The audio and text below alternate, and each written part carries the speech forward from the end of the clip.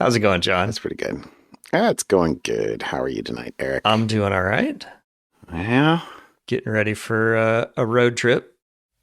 Daughters that's awesome. number one and number two graduate with a number one with a master's and number two with a bachelor's from the same university in the same auditorium. One at 8 a.m. and one at 10:30 a.m. on You just got Friday. to sit there for like A long four time. hours. It's all good though. It's all good. That's awesome. That's exciting. Yeah, it is exciting. Congratulations to them.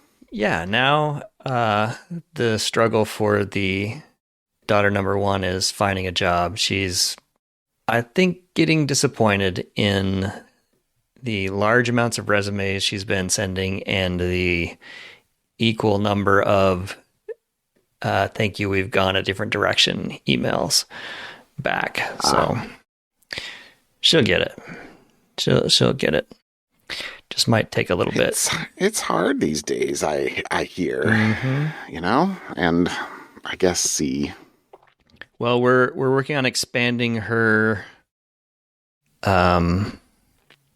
net for jobs she would be qualified for, all the way from project program managers for a software company to courseware designers to you name it. So working our way through all the lists. It's a big world out there. There's lots of stuff going on. Yep. Although these days it's maybe better to be working with atoms than bits. Yes. Yeah. But yeah. Oh, crazy days. Yeah. So, Well, how about you? I had a exciting weekend. I was traveling last week, so got back late Friday. Right. Had a great. I actually took Friday as PTO. Well, kind of PTO plus flight. I don't know, whatever. Anyway, but I actually went to the Frick Museum on Friday, no, it's not a museum. The Frick Collection, I guess, is what it's called. But it's a gallery. Right. It was closed for like 4 years or something like that while they did a remodel. It's right off of Central Park. It was amazing. It was awesome. Anyway, Cool. really enjoyed that. But this weekend was prepare for the bees was my plan. And Because next weekend I get the new 3 nukes that I bought. So big bee news in the King household. The first thing is, so remember, I almost got stopped, or I did get stopped for getting those burlap sacks like a couple weeks ago. yeah. This is the whole reason I was one of the reasons I was getting these was I figured, hey, I don't have any bees.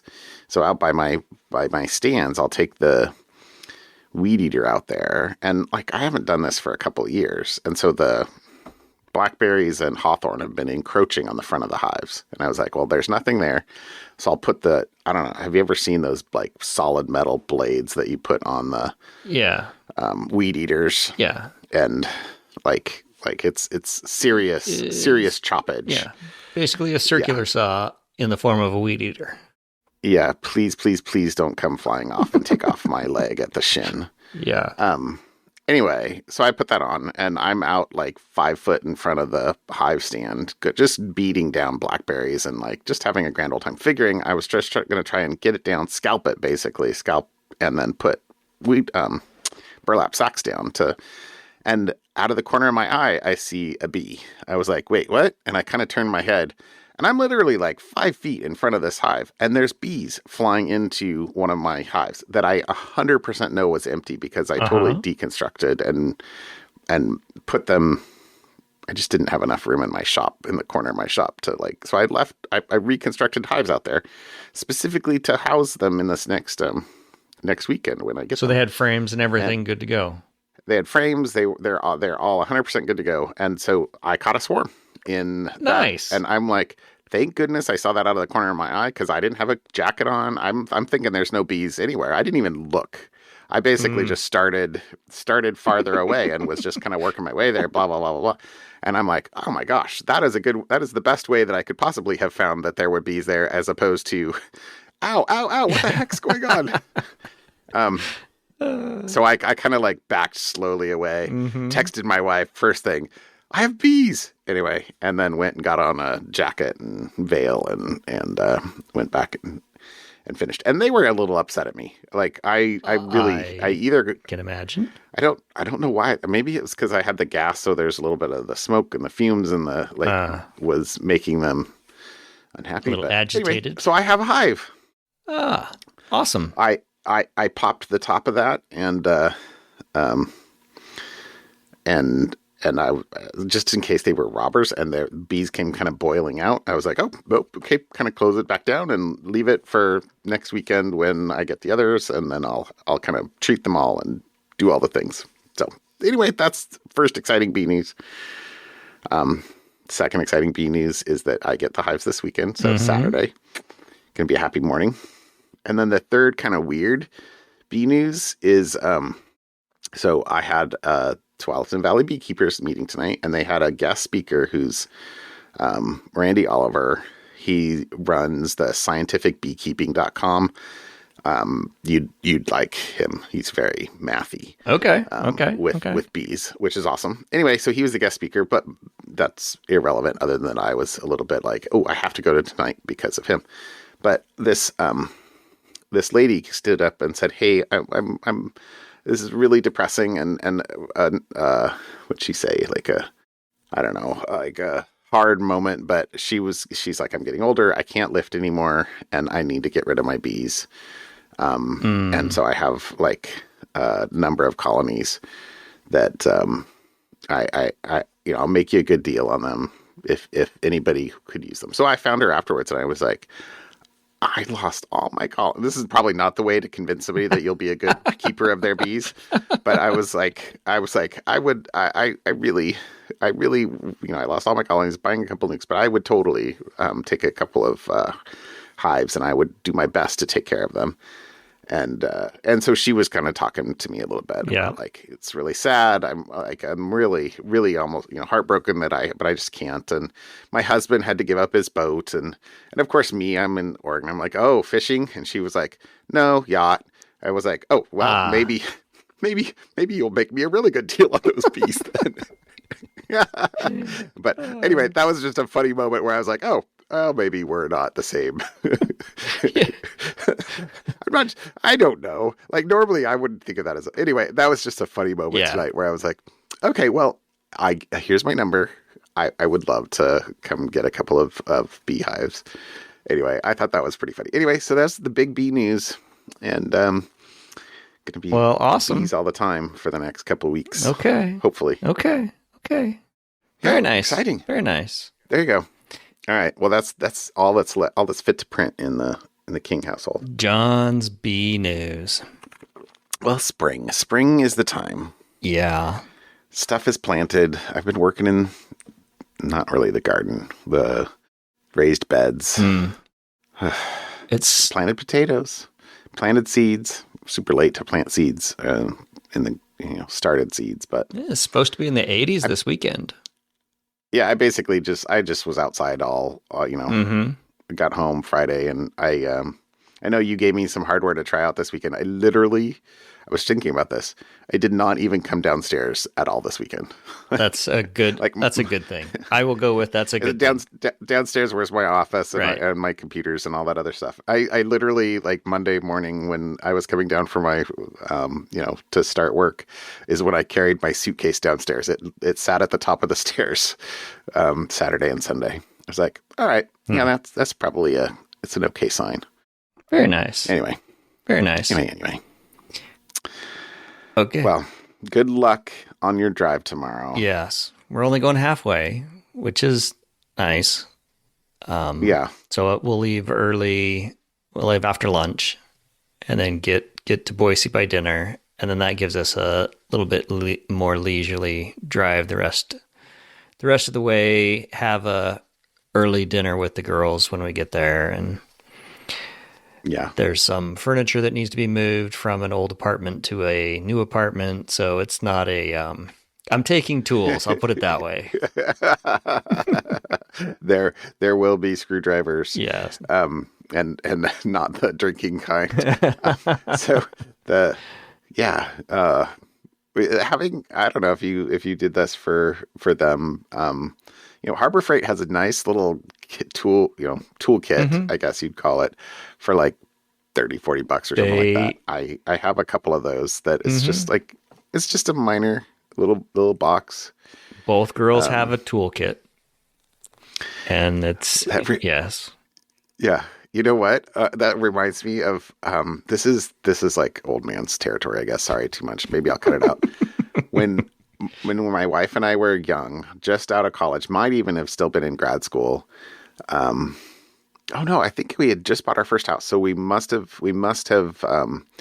finished grad school. I was working at Hewlett Packard when we, for a couple of years when we bought our first house. But anyway, we were living in Corvallis, and we, these friends of ours, he's an electrician, and the wife worked with my wife. His wife worked with my wife at the Department of Agriculture, and anyway, like for some reason, whatever reason, like he came over to my house, and he was like, you need a screw or a wall hanger or something. And I was like, I don't have anything like that. And this was like, you might not believe it, but when I first graduated from college and everything else, I was not handy at all. I didn't have a circular saw. I did nothing.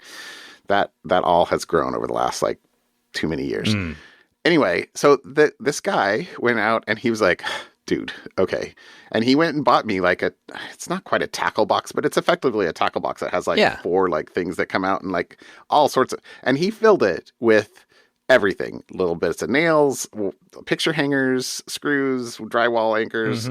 I still have that box and I still tap into it. Like seriously, that's 30 years later. Like literally 30 years later. And, there you go. And that has been, I mean, if you want, talk about a gift that keeps on giving.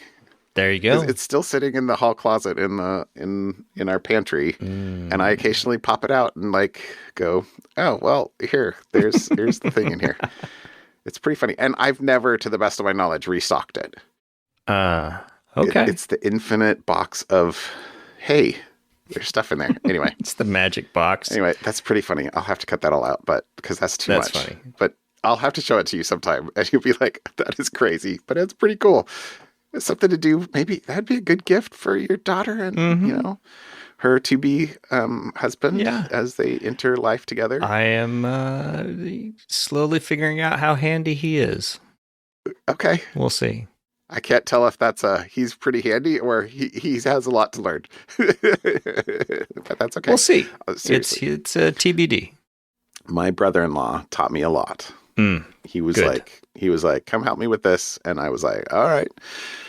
Anyway, which is ironic. Sorry, because now I'm like the handy person with the shop and all the crap, and he does nothing. He's like, nope, I just pay for that. I'm done. That's so funny. We switched.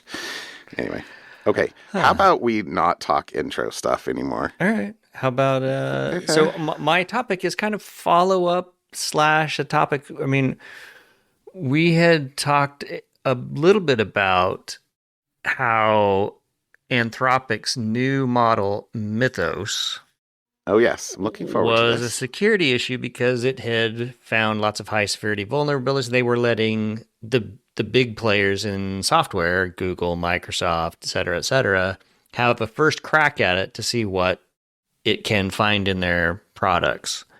Yes. This is an article that said that basically the gist of the article, the TLDR is, it sounds bad, but it's not as bad as it sounds, right? So, like, the headlines are all about this new Mythos model's superhuman ability to find thousands of 0 days and decades-old bugs, and yes, it has, including apparently a 27-year-old OpenBSD flaw, and was 83% successful in generating working exploits. Ooh, I hadn't heard that one, or I don't remember. But in reality, if you think about it, security teams have always operated in a world of infinite vulnerabilities, right? The author of this article argues that whether there's 1, 10, 100, 10,000 potential exploits, it doesn't really matter from a defender's fundamental mission. you're already drowning in CVs. What Microsoft's last Okay. patch Tuesday, Microsoft's last patch Tuesday had hundreds of open CVs, and apparently there was one GitHub one. I don't know. Am I encroaching into your article? That was going to be one of my Okay, topics, but yes. then I will continue. Anyways, so adding more to the pile doesn't change the math of defense. Is the point of this one? So I guess I could see that argument. I was going to say it, but it depends on the volume. But I guess if you can't keep up with 1,000, cranking it to 10,000, you're still just as drowning. Yeah, and maybe the core thesis is that the detection logic does not map one-to-one to specific exploits. Even if an AI finds a 0-day, the actions the attacker has to take once they gain access is still noisy. It's still going to be detectable. Yeah. So most of these exploit chains still rely on predictable steps, and you map to what the MITRE attack techniques, the Yara stuff, the rules, Splunk, everything has taught defenders how behavioral detection beats signature-based hunting. And that's what the world's moved to already. So the death of detection that was kind of out there, I guess, the article pushes back against the vendors claiming that detection is over because AI moves too fast. This article argues that behavioral detections have less drift than signatures. Like if you can't detect the intent, sure, it doesn't matter if the initial exploit was human-made or AI generated. And so the authors point out a hard truth. Adversaries don't actually need 0 days most of the time. They log in using stolen cookies or phishing, the whole click fix that we've talked about multiple times. So Mythos lowers the skill floor for complex exploits, but it doesn't solve the defender's biggest headache, which is identity security. If the user hands over their session token, the scary AI exploit numbers are irrelevant. Yeah. So this article's kind of angle here is that while everybody's talking about Anthropic's Mythos atomic bomb of cybersecurity because it can find 20-year-old bugs in seconds, you're looking at the wrong numbers. It's the behavioral detections that are tuned to catch an attacker moving through your network. It doesn't matter how they got in. It's the noise that they're making after they're in that is their undoing. So I'm kind of okay. That is a reasonable, logical argument to make from sure, you can find a whole bunch more keys to unlock the door, but once you're inside, that's how you're going to get detected. Detectable. You're still detectable. I think the thing that is kind of in my head for this isn't really so much that, attackers are going to get to use Mythos and find vulnerabilities and be able to create exploits. It's more, or the thing that's in my head is, as companies might do this and patch the exploits, seeing what gets fixed is often what leads to the exploitation. Yeah. Not so much the discovery in the first place. True.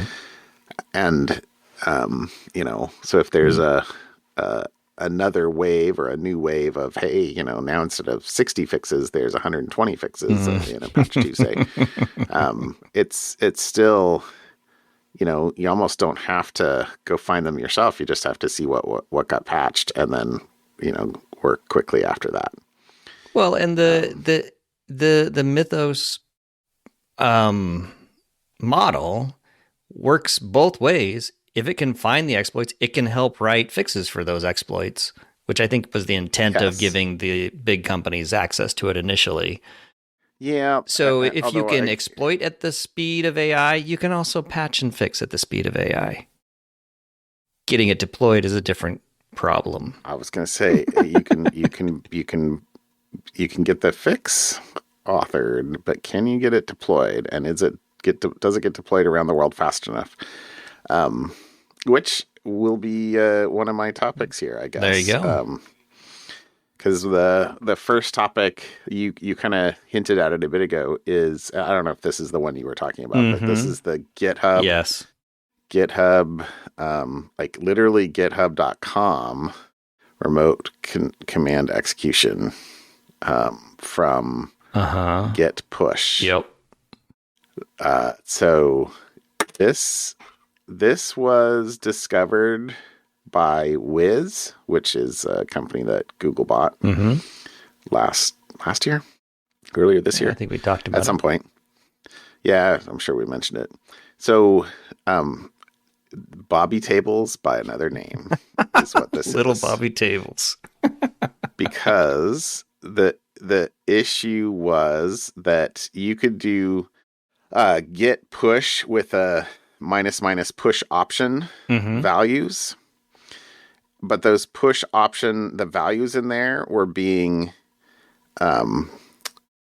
pushed, ironically, into other internal infrastructure in what they're calling xstat service headers, but for logging effectively, except that they were insufficiently escaped. And it literally is a semicolon that was used in the xstat for kind of field delimiters. Okay. So if a user, attacker, put push options with semicolons in them, they could basically control additional columns. So and they pivoted from this into being able to set environment variables and then actually execute commands. So you have to know about like how GitHub runs, but GitHub Enterprise is pretty tricky. Nice here. And like GitHub responded. They said they had it patched within 2 hours. That's impressive. That's really impressive because I assume the disclosure was privately to them, right? And then they patched it. So they said there was no sign of external exploitation. You know, this literally was found by a white hat, right? Threat research team. But the problem is there's a lot of companies that have GitHub Enterprise servers. And the only permission you require on here is push access. And that's kind of required. That have, GitHub Enterprise have hundreds or thousands of people with push access. So that's not the hurdle you might think that it might be. So yeah, that was pretty tricky. I couldn't not talk about this one. And it was there was a comment in here. It was Ruby on Rails, evidently. Okay. So yeah, this says they inject a non-production Rails env value, and then inject custom hooks dir to control the hook directory, and then create a repo pre-receive hooks with a crafted hook entry that triggers the path traversal to execute arbitrary commands. Nice. But yeah, like, so, the exploiters, the threat researchers, have to know how to handle Ruby on Rails. But yeah. Anyway, as the first one. Okay. So I'm sure nobody listening to this is actually running their own GitHub Enterprise server. But if for some reason you are, patch. I'm sure your GitHub rep has contacted you already. if not your CISO. There you go. So that was topic number one. Topic number two is LiteLLM is under active exploitation. There's very much a similarity to this. So LiteLLM is a LLM gateway that lets you kind of abstract away model differences between various model providers. So Vertex, Bedrock, custom providers, VLLM, etc. But this is through a crafted authorization bearer token, so similar Mm-hmm. header manipulation. Mm-hmm. Mm-hmm. But this was detected as actual exploitation. In fact, this is an example. I don't think I pulled it out in the notes, but I think I said that the exploitation was seen. Yes, the timing is brutal. Exploitation began about 36 hours after public disclosure on April 24th. So one of those situations where, hey, this is a open source LLM gateway, fixes applied, being exploited a day and a half later. Yeah. In the wild. Hmm. So, and the thing is that the targeted exploitation. They went straight for, it wasn't probing, it wasn't anything else. They knew exactly where the data was going to be stored. They essentially went straight after the tokens, because as a LLM gateway, it is effectively a secrets manager. So, I mean, whether a team admits it or not, like the LLM gateways concentrate provider tokens, prompt routing rules, internal endpoints, and sometimes customer data caching, like in one place, which makes them high value. Mm-hmm. It's not just an appliance or a virtual appliance or something like that is Right. not a target in and of itself. So expect attackers to treat AI middleware the same way that VPNs, continuous integration, and identity providers are treated. Yep. It's a choke point, harvest everything downstream. So the essentially the consequence of this is if any of these were exposed to the internet after April 24th, which is when the exploits began, or when the first disclosure was, like all master keys, virtual keys, provider API keys, cloud credentials, and any secrets stored in the proxy database are compromised. And you'd have to, Mm-hmm. pull logs, look for any suspicious traffic or crafted authentication headers and queries against the keys and config tables. But Hmm. similar situation, I think, a little bit to the GitHub situation in terms of a HTTP header Right. manipulation, which there you go. It's pretty Mm-hmm. exciting. Yeah. There's always a way in. There's Yeah. always a way in. Yeah. DNS, if nothing else. Sorry. And if not, there's always DNS. Exactly. Yeah. All right. How about something fun tonight? All right. So my something fun. We've talked about hardware, AI hardware. There was, what was it? The uh oh Humana pin. Oh yeah, humane. Humane, and there was, yeah, humane pin and was a rabbit RY. So there's been attempts at having, Yeah. and you can still see them, at having an AI in your pocket or an AI on your lapel or whatever the case may be. This one is interesting to me because it is, OpenAI is apparently developing an AI first smartphone. Okay. Is this Yeah. the iPhone introduction and nobody with Blackberries believing it was going to be different? Or is this going to be another Amazon Fire phone?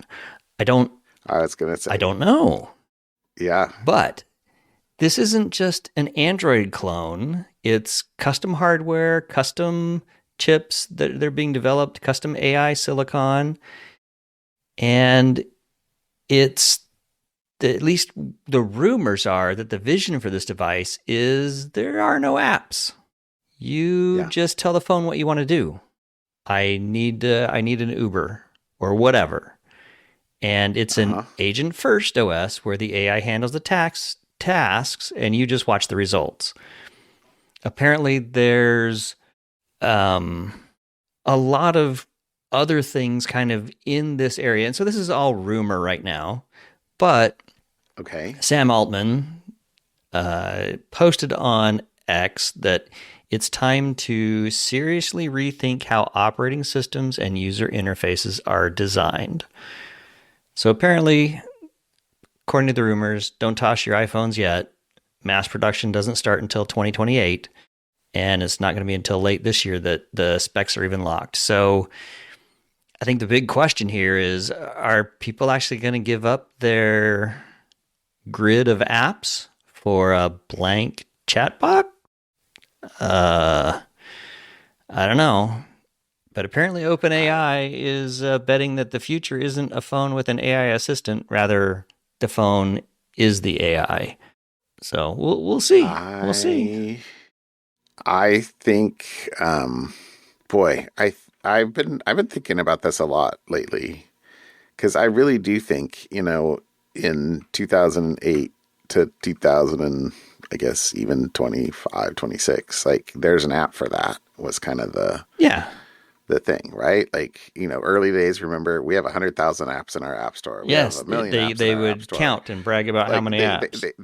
they stopped they They have stopped too many bragging about now. megahertz eventually. Yeah. But um, you know, I do think that agents will consume slash subsume most apps. Yeah. Because, like, seriously, what are most apps? Most apps are a thin wrapper around a REST API. Yes. Expose the API through MCP and like go to town. Mm-hmm.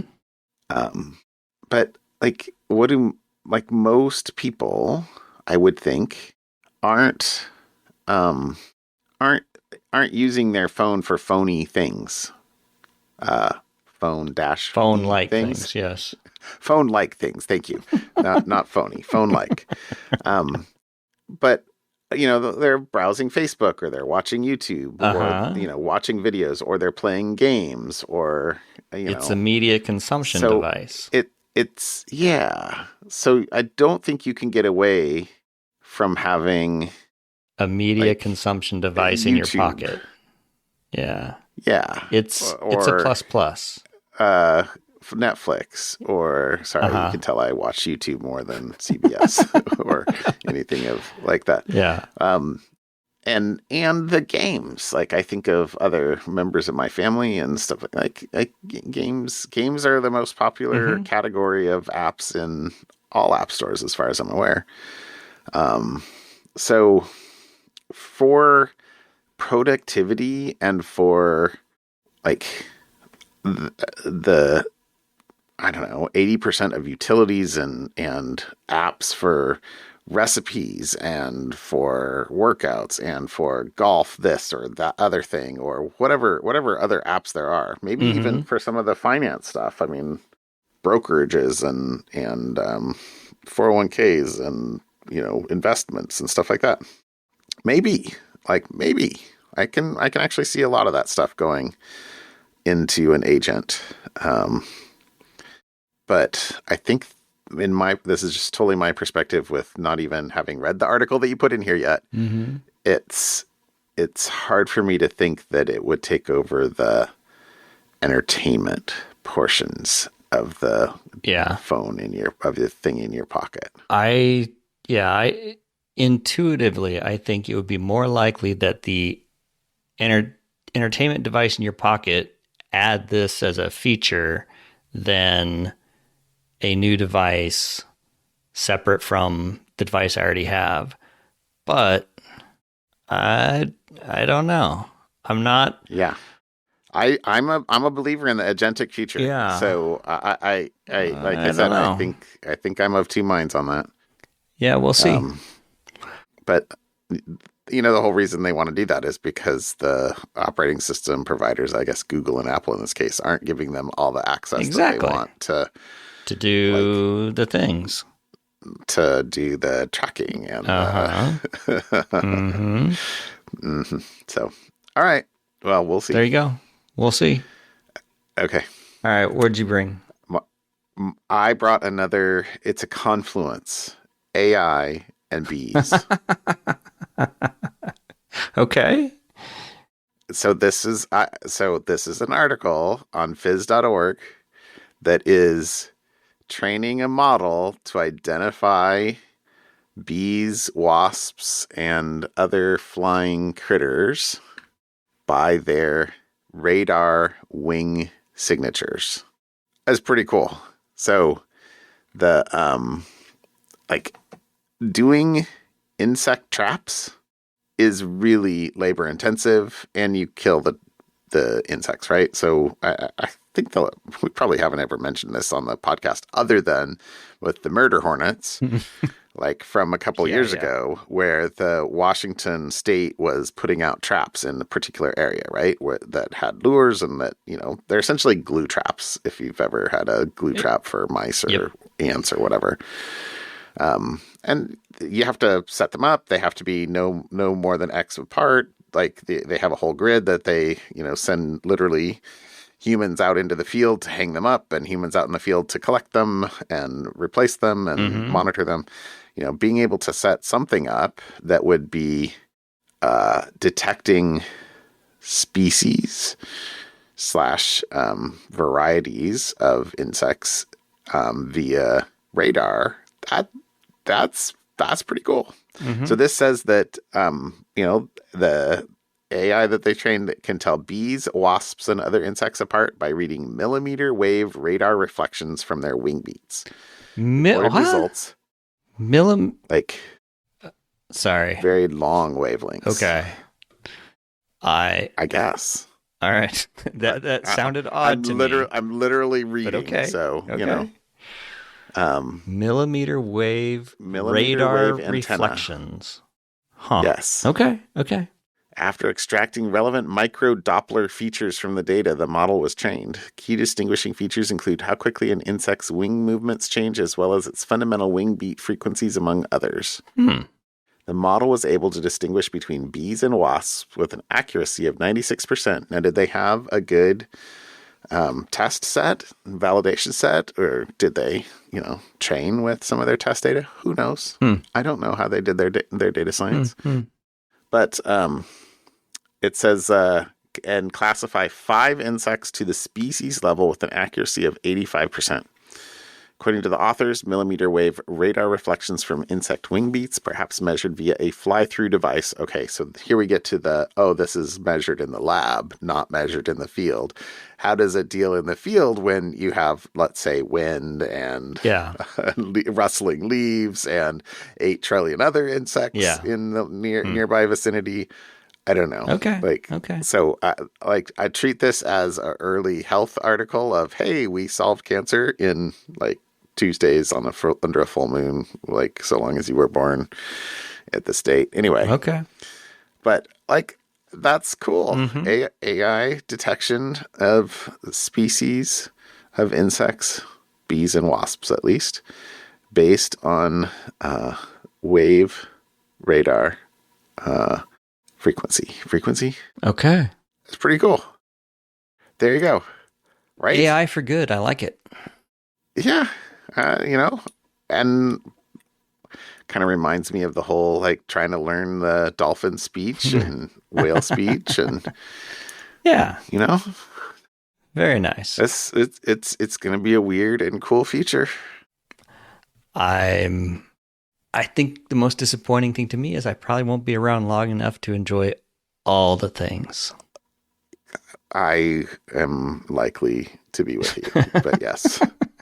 It's going to accelerate. It's just going to keep accelerating, and I'm going to be 80 years old and going, dang it, I missed out. I know, right? No, my wife and I sometimes have had this discussion where I'm like, oh man, I wish I was alive 100 years from now. And she's like, oh, I wish I was alive 100 years ago. I'm like, really? No votes for women? He's like, oh, well, maybe not. Anyway, sorry. All right. A little much. Okay. Well, drive safe. Yeah, will do. Drive safe. Have a good. I will. Have a good night, John. All right. You too, Eric. We'll see you. I'll talk to you later. Bye. Bye. Bye.